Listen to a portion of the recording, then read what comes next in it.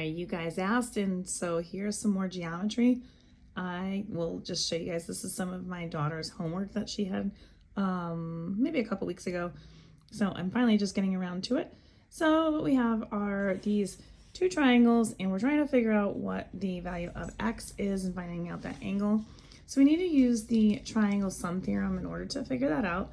And what that tells me is that if I take a look at the three angles inside of a triangle, they should add up to 180 degrees if I've done my work correctly.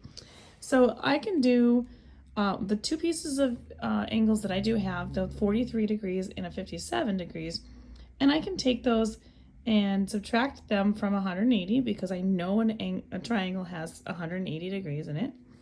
So when I go ahead and I do that, either you can add the two numbers together and then subtract it from 180, or you can just subtract them directly from 180 and get your answer. But that's going to tell me that when I subtract these two numbers, I'm going to end up with 80 left over. These two add up to 100. So this is going to be 80 degrees. Now, when you're talking about vertical angles are where they crisscross, they intersect. Then we look at this angle and this angle are the exact same thing. So if this is 80 right here, so is this degree right here.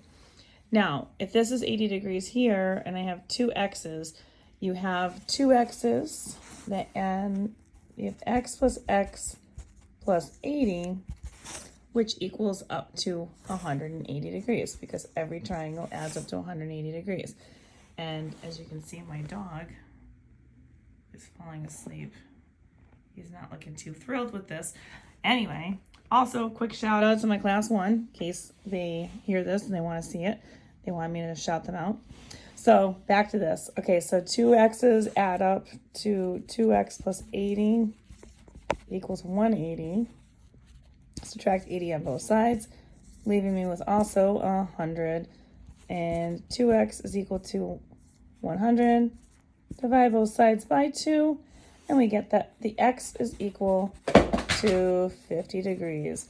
So both angles will equal 50 degrees. And if you want more questions like this, find them on my YouTube channel. You want algebra, check these out under the geometry section.